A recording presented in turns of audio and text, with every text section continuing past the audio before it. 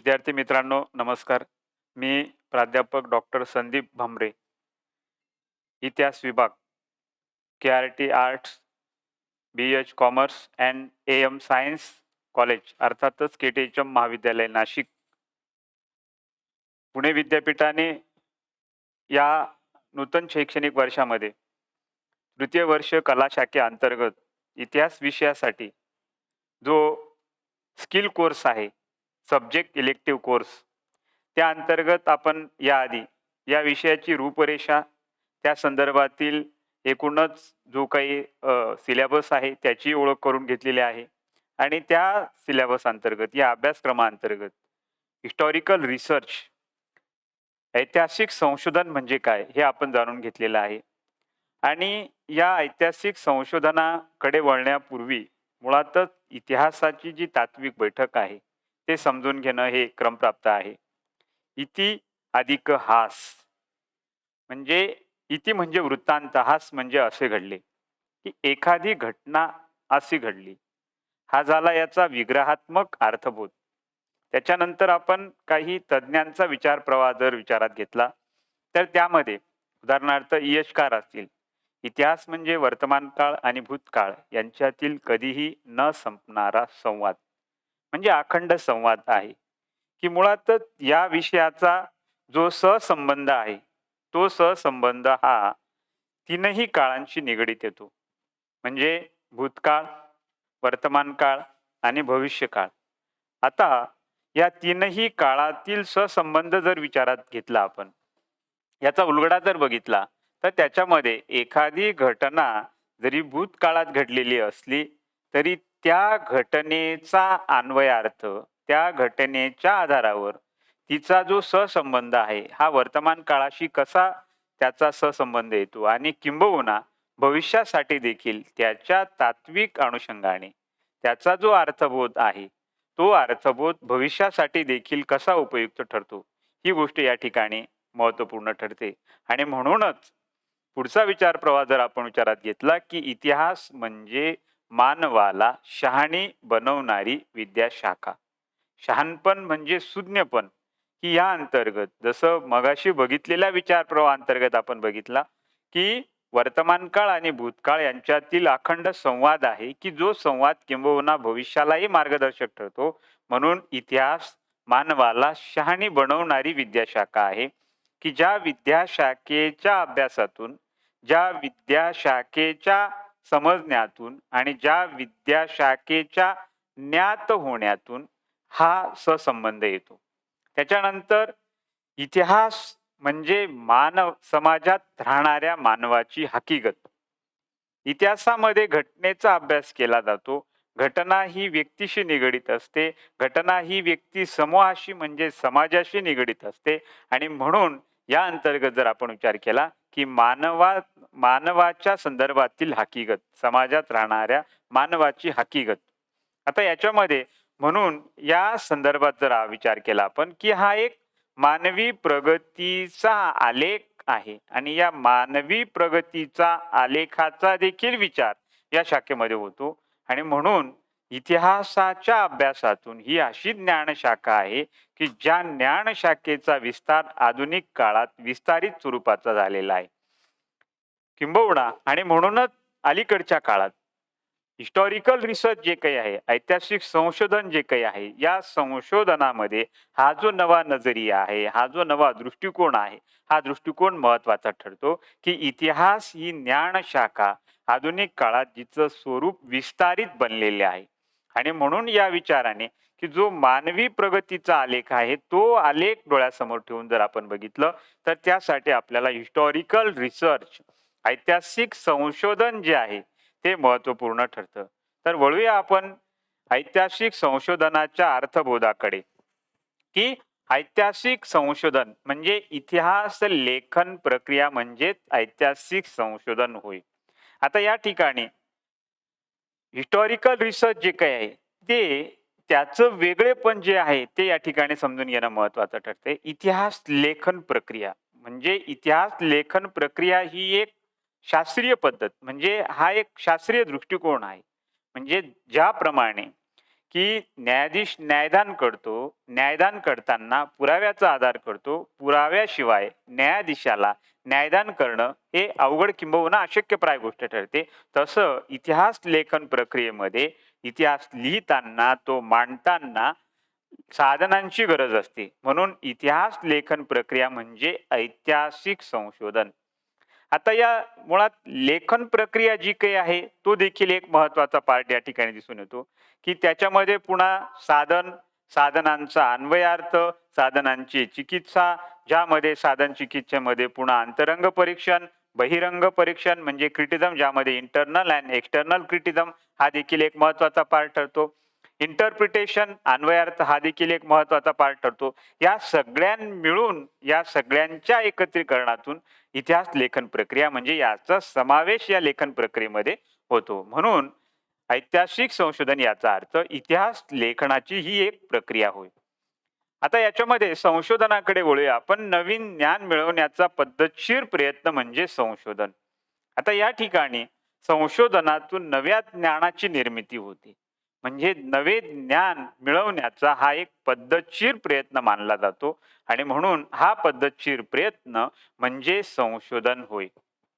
त्याच्यानंतर नव्या तथ्यांच्या शोधनातून एखादी गोष्ट निश्चित करण्यासाठी परिश्रमपूर्वक केलेले काम म्हणजे संशोधन होय. नवे तथ्य मिळवण्याचा पद्धतशीर प्रयत्न.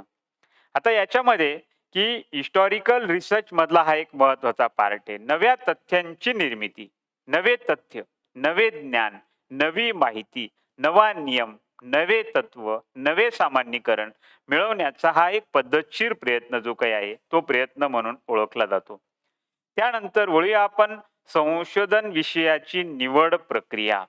आता इतिहास संशोधन विषयाची निवड प्रक्रिया या संदर्भात देखील एक विभिन्न स्टेप ज्या काही आहेत, मगाशी उल्लेखित केल्याप्रमाणे की इतिहास लेखन प्रक्रिया ही शास्त्रीय पद्धतीच्या आधारे म्हणजे शास्त्रीय पद्धतीवर आधारित आहे. म्हणजे ज्याच्यामध्ये विभिन्न ज्या काही स्टेप आहेत त्या समजून घेणं खूप महत्वाचे आहे. ते टप्पे जे काही ते महत्वाचे. अशा संशोधन विषयाच्या निवडी संदर्भातील जी पार्श्वभूमी आहे ती आपण जाणून घेऊया. याच्यामध्ये सर्वप्रथम संशोधने अभ्यासणे. आता याच्यामध्ये की विभिन्न जे संशोधन आहे म्हणजे एखाद्या संशोधकाला तो ज्या विषयावर संशोधन करणार आहे तो संशोधन विषय निवडण्यापूर्वी संबंधित संशोधकाने पूर्व संशोधनाचा अभ्यास करणे, ते जाणून घेणे, त्याची माहिती करून घेणे हे क्रमप्राप्त ठरते. म्हणजे एकाच विषयावर अभ्यास किंवा एकाच विषयावर पुनर्संशोधन ही मुख्यतः या संदर्भातील ही त्रुटी टाळण्यासाठी आणि म्हणून एखाद्या विषयावर पुन्हा पुन्हा रिसर्च, पुन्हा पुन्हा संशोधन होऊ नये यासाठी म्हणजे एक विषय संशोधनासंदर्भात किंबहुना दुसरी बाजू जरी आपण विचारात घेतली की जुने तथ्य पडताळणे म्हणजे एखाद्या विषयासंदर्भात ही देखील एक दुसरी बाजू आहे की एखाद्या विषयासंदर्भात जरी अभ्यास झालेला असेल तरी जो पार्ट त्याच्यामधला अज्ञात असेल, जो ज्ञात नसेल, तो देखील ज्ञात करण्यासंदर्भातील त्याचा विस्तार करण्यासंदर्भातील महत्वाचा भाग ठरतो. म्हणूनच संशोधनाच्या एका दुसऱ्या डेफिनेशन संदर्भात जर आपण विचार केले की संशोधन म्हणजे जुन्या तथ्यांची पुनर्पडताळणी करणे होय. म्हणजे एखाद्या विषयासंदर्भात जरी संशोधन झालेले असेल किंबहुना त्या परिस्थितीमध्ये, त्या व्यवस्थेमध्ये उपलब्ध असणारे पुरावे, उपलब्ध असणारे साधन स्रोत या अंतर्गत त्या संदर्भात जर 100% त्या विषयाला न्याय मिळाला नसेल, भविष्यामध्ये त्या संदर्भातील नवे पुरावे उपलब्ध झाले, नवी साधने उपलब्ध झाली, त्या नव्या पुराव्यांच्या आधारावर, त्या नव्या साधनांच्या आधारावर जो अज्ञात भाग आहे तो ज्ञात करण्यासंदर्भात देखील जुन्या तथ्यांची पुनर्पडताळणी करता येऊ शकते. म्हणून हा देखील एक महत्वाचा पार्ट आहे. तर संशोधने अभ्यासणे हा एक महत्वाचा पार्ट संशोधन विषयाच्या निवड संदर्भात आपणास जाणून घेणे महत्वाचे आहे. त्याच्यानंतर संशोधन पत्रिका.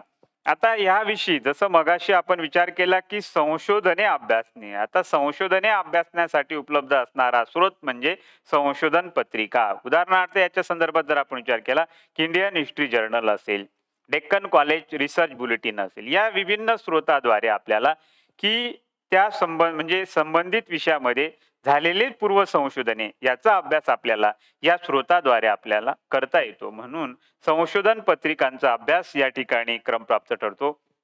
त्याच्यानंतर अभ्यास विषयाची निवड. जो विषय आपण निवडणार आहोत त्या विषयासंदर्भातील जी निवड आहे ही एक महत्त्वाचा दुवा या ठिकाणी ओळखता येतो. म्हणजे आपण जो विषय निवडणार आहोत त्या विषयाची निवड प्रक्रिया आणि त्या निवड प्रक्रियेमध्ये आपण स्वतःला एक तटस्थपणे म्हणजे मुळातच पुढे आपण याचा विचार करणार आहोत की संशोधन विषयाच्या निवड संदर्भात घ्यावयाची काळजी. कोणकोणत्या गोष्टींची काळजी घ्यायला हवी, काय दक्षता घ्यायला हवी याचा पुढे आपण क्रमप्राप्त विचार करणारच आहोत. पण तत्पूर्वी की अभ्यास विषयाची निवड हा एक महत्त्वाचा भाग आहे. म्हणजे ज्याच्यामध्ये हा विषय निवडताना की स्वतःला तटस्थपणे कुठल्याही पद्धतीने म्हणजे स्वतःमधली जी काही भावनिकता आहे ती न दिसता त्या विषयासंदर्भात आपण न्याय देऊ शकतो का? त्या विषयासंदर्भात पुरावे उपलब्ध आहेत का? विभिन्न साधने उपलब्ध आहेत का?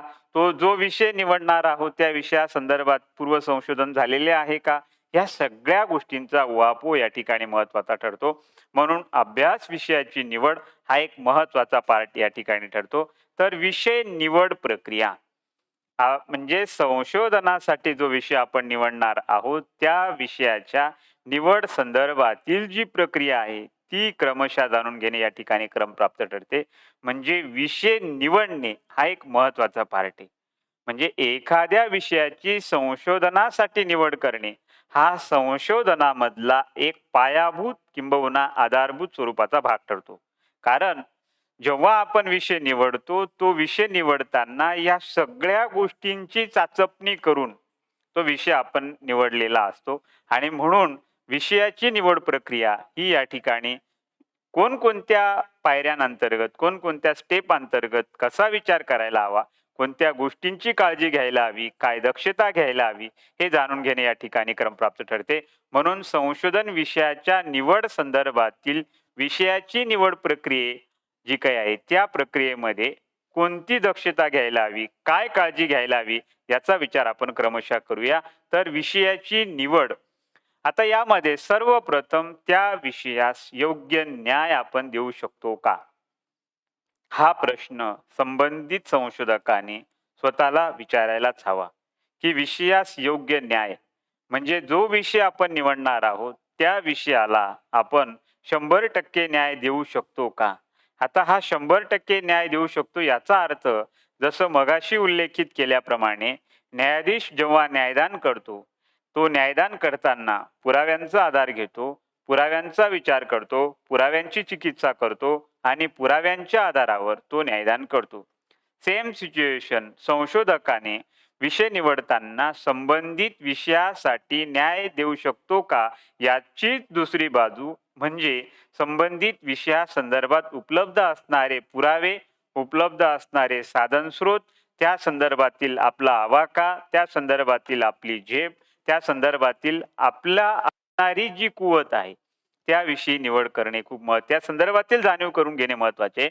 म्हणून विषयास योग्य न्याय देऊ शकतो का या संदर्भात संशोधकाने निश्चित काळजी घ्यायला हवी आणि याच्यामध्ये यासाठी योग्य विषयाची निवड म्हणजे जर संशोधक ज्या विषयाची निवड करतो आहे तर तो विषय त्याच्या कक्षेमध्ये त्याच्या एकूणच आवाक्यामध्ये येतो का याची दक्षता घ्यायला हवी. नाहीतर बऱ्याच वेळेस असं होतं की एखाद्या विषयाची आवड म्हणजे आवड असणं वेगळं आणि त्याला न्याय देणं वेगळं. याच्यामध्ये अत्यंत तटस्थपणे याचा विचार व्हायला हवा की आपण त्याला 100% न्याय देऊ शकतो का?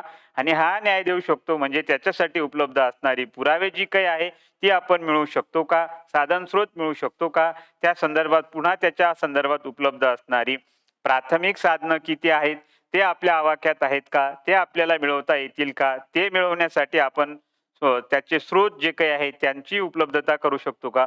याची दक्षता, याचा विचार, याची काळजी संशोधकाने घ्यायलाच हवी. म्हणून यासाठी योग्य विषयाची निवड करणे हा अत्यंत पायाभूत स्वरूपाचा भाग आहे.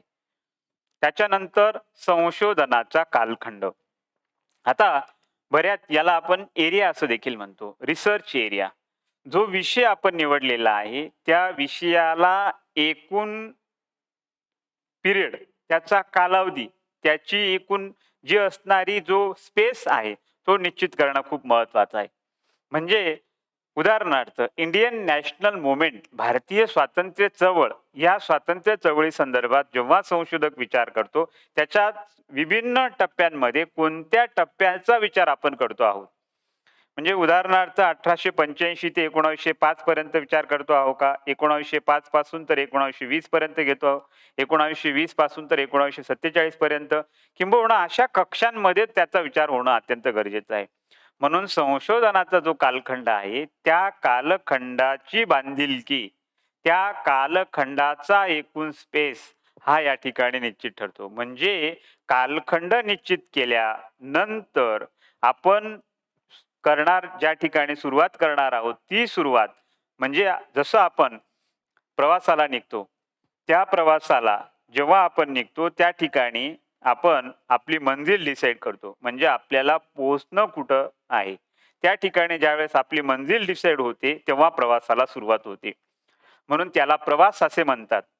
परंतु जेव्हा मंजिल डिसाईड होत नाही, मंजिल निश्चित होत नाही, त्याला प्रवास म्हणता येत नाही. जेव्हा मंजिल निश्चित नसलेली वाट असेल, तिला भटकंती म्हणतो. आणि म्हणून ज्या ठिकाणी, ज्या प्रवासाला, ज्या मार्गाला मंजिल डिसाईड झालेली आहे, त्याला आपण प्रवास म्हणतो. संशोधनाच्या बाबतीत देखील हाच नियम लागू पडतो. आपल्याला सुरुवात कुठून करायची आहे आणि आपल्याला थांबायचं कुठे. म्हणजे मंजिल आपण जी काही आहे ती डिसाईड करणं महत्त्वाचे. अर्थातच मंजिल डिसाईड करणं हा एक महत्त्वाचा पार्ट आहे. त्याच्यामध्ये निश्चितच मंजिल असेल तर अडथळे येतातच, मार्ग असेल तर अडथळे येतातच. म्हणून या संदर्भात एक मार्मिक दृष्टिकोन खूप महत्त्वाचा आहे, की जिंदगी है तो मंजिलें है, मंजिलें तो रास्ते है, रास्ते तो मुश्किलें है, मुश्किलें तो विश्वास है, विश्वास है तो कामयाबी है. या मार्गामध्ये मग ती संशोधनाची वाट असेल, अदरवाईज इतर दुसरी वाट असेल. मार्ग म्हटला की त्या ठिकाणी अडथळे आले, मार्ग म्हटला की त्या ठिकाणी खाचखळगे आले, मार्ग म्हटला की त्या ठिकाणी समस्या आल्या. म्हणून या संदर्भात विचार करत असताना आपल्याला मार्ग, आपली मंजिल, आपली दिशा, आपला कालखंड, हा स्पेस जाणून घेणं खूप महत्त्वाचं आहे. तो निश्चित करणं देखील महत्त्वाचं आहे. म्हणून संशोधनाचा कालखंड हा यामधील एक प्रक्रियेमधील महत्त्वाचा पार्ट होय. त्याच्यानंतर दुसरा महत्त्वाचा भाग म्हणजे विषयाचे प्राथमिक ज्ञान. जो विषय आपण निवडलेला आहे, त्या विषयासंदर्भात बेसिक नॉलेज, पायाभूत ज्ञान जे काही आहे, ते असणं गरजेचं आहे. उदाहरणार्थ, एखाद्या संशोधकाने पेशवे काळ हा अभ्यासाचा विषय घेतला. आता जेव्हा संशोधक पेशवे काळ हा अभ्यासाचा विषय म्हणून निवडतो, तर हा अभ्यासाचा विषय म्हणून जेव्हा तो निवडतो, तर त्याला या संदर्भातील किमान मोडी लिपी संदर्भात बेसिक नॉलेज जे काही आहे, प्राथमिक स्वरूपाचे ज्ञान जे काही आहे, ते त्याला असायला हवे. कारण पेशवे काळासंदर्भात उपलब्ध असणारे साधन स्रोत हे मोडी लिपीमध्ये उपलब्ध आहेत. आणि म्हणून जर संशोधकाला मोडीचे ज्ञान अवगत नसेल, तर तो संशोधक साधनं उपलब्ध असून देखील त्याचा अन्वयार्थ कसा काढू शकतो. म्हणून यासाठी संशोधन विषय जर समजा असा असेल, तर त्या संदर्भातील आपल्याला प्राथमिक ज्ञान जे काही आहे ते असणं गरजेचं आहे. म्हणजे पेशवे काळाचा विषय तुम्ही निवडलेला असेल, तर त्या संदर्भात उपलब्ध असणारी कागदपत्र, उपलब्ध असणारी साधन स्रोत हे बहुतांशी स्वरूपामध्ये जी मोडी लिपीमध्ये जर उपलब्ध असतील, तर संशोधकाला क्रमप्राप्त हे मोडी लिपीचे ज्ञान असणं हे गरजेचं ठरतं, किंबहुना ती गरज म्हणून उपलब्ध ठरते. म्हणून विषयाचे प्राथमिक ज्ञान हे महत्त्वाचे ठरते. त्याच्यानंतर विषयाची उपलब्ध साधने. जो विषय आपण निवडलेला आहे, त्या विषयासंदर्भात उपलब्ध असणारी साधने हा एक खूप महत्त्वाचा पार्ट आहे. म्हणजे किंबहुना मी तर असं म्हणेल, की जेव्हा संशोधक विषय निवडतो, तर विषय निवडताना सगळ्यात महत्त्वाचा दुवा, सगळ्यात महत्त्वाचा पार्ट जर कोणता असेल, तर उपलब्ध असणारी साधने. म्हणून संशोधकाने विषय निवडताना की त्या विषयाला साधनं किती प्रमाणात उपलब्ध होत आहेत, याचा किमान एक अंदाज बांधणे, याचा किमान एक आढावा घेणे हे गरजेचे ठरते. म्हणून विषयाची उपलब्ध असणारी साधने याच्या संदर्भात जाणीव करून घेणे, या संदर्भातील सजगता महत्त्वाची ठरते. म्हणजे त्याच्यामध्ये पुन्हा उपलब्ध असणाऱ्या साधनांच्या संदर्भातील त्याच्यात जी काही प्रायमरी स्वरूपाची आहेत, ती साधनं किती उपलब्ध आहेत, म्हणजे अव्वल दर्जाची साधनं किती उपलब्ध आहेत. कारण संशोधनाचा दर्जा हा त्या संशोधनासाठी वापरलेल्या, उपयुक्त केलेल्या प्रायमरी सोर्सेसवर, अव्वल साधनांवर अवलंबून असतो. म्हणून संशोधकाने विषयाच्या उपलब्ध साधनांमध्ये प्रायमरी स्वरूपाचे सोर्सेस किती प्रमाणात अवलंबलेली आहेत, किती प्रमाणात त्याचा आधार घेतलेला आहे, हे एक महत्त्वाचे ठरते. म्हणून विषयाची उपलब्ध असणारी साधने याचा विचार संशोधकाने आपल्या या विषयाच्या निवड प्रक्रियेमध्ये करणं ही निश्चितच एक पायाभूत स्वरूपाची बाब ठरते.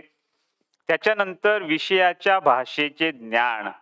मगाशी उल्लेखित केल्याप्रमाणे जो विषय निवडलेला आहे, त्या विषयाचा जो काही एरिया आहे, तो समकालीन असणाऱ्या भाषांसंदर्भात ज्ञान असणं गरजेचं आहे.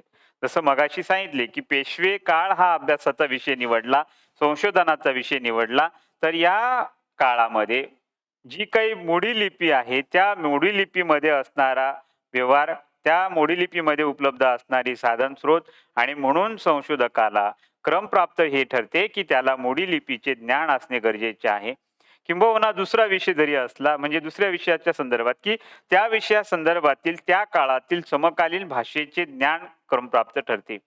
उदाहरणार्थ मिडिवल पिरियड असेल, मिडिवल पिरियड संदर्भात पुन्हा विभिन्न भाषा आल्या. या भाषांचे ज्ञान असणं गरजेचे आहे, की म्हणून विषयाच्या संदर्भातील भाषेचे ज्ञान जे काही आहे, ते ज्ञान संशोधकाला असावे, किंबहुना ती क्रमप्राप्त असणारी बाब दिसते. म्हणजे हा भाग असा आहे, की जर म्हणजे एखादं भक्ष्य आहे, तर ते भक्ष्य करताना काय समोर जी परिस्थिती आहे, ती काय उपलब्ध आहे, आणि त्याच्यासाठी लागणारी व्यवस्था. म्हणजे जसं आपण पाहिले, की पहिल्या महायुद्धानंतर राष्ट्रसंघाची स्थापना झाली. राष्ट्रसंघाची स्थापना झाल्यानंतर यामध्ये आपण जसा विचार केला, की बड्या राष्ट्रांवर आवर घालण्यासाठी जी जबाबदारी राष्ट्रसंघाची होती, ती जबाबदारी राष्ट्रसंघाला सक्षमपणे का पेलवता आली नाही? कारण बड्या राष्ट्रांच्या हितसंबंधावर आवर घालणे हे शक्य झाले नाही. म्हणून जसं म्हटलं जातं, की राष्ट्रसंघाची अवस्था ही दात नसलेल्या वाघासारखी झालेली दिसते. म्हणजे जिथं ज्या पद्धतीने मर्यादा येत आहेत, त्या मर्यादा येता कामा नये. म्हणजे संशोधकाला त्या संदर्भात देखील, म्हणजे जो विषय निवडलेला आहे, त्या विषयासंदर्भातील ज्या भाषा आहेत, समकालीन ज्या भाषा आहेत, त्याचे ज्ञान असणं गरजेचं आहे. त्याची जाणीव करणं गरजेचं आहे. त्याची माहिती करून घेणं गरजेचं आहे. त्याचा आवाका लक्षात घेणं गरजेचं आहे. म्हणून विषयाच्या भाषेचे ज्ञान क्रमप्राप्त ठरते. म्हणूनच या ठिकाणी आपण जर विभिन्न विषय निवड प्रक्रियेमध्ये ज्या गोष्टींची काळजी घेतली, तर त्या संदर्भात एकूणच जर समजा एकूण सगळा हा पार्ट विचारात घेतला, तर हिस्टॉरिकल रिसर्चमध्ये संशोधन विषयाची निवड, या संशोधन विषयाच्या निवड प्रक्रियेमध्ये कोणत्या गोष्टींची काळजी घ्यायची, या संदर्भातील काही पायाभूत असणाऱ्या बाबींचा आपण विचार केलाय. तर एकूणच आजच्या या तासिकेद्वारे, लेक्चरद्वारे आपण ज्याचा विचार केला, त्या संदर्भातील एक सारांश स्वरूपातला गोषवारा जो काही त्या संदर्भात आपण बघूया, की यामध्ये आपण सुरुवातीला, की इतिहास संशोधन म्हणजे काय, ऐतिहासिक लेखन प्रक्रिया म्हणजे काय, या लेखन प्रक्रियेमध्ये आवश्यक असणाऱ्या बाबी याचा विचार आपण केलेला आहे.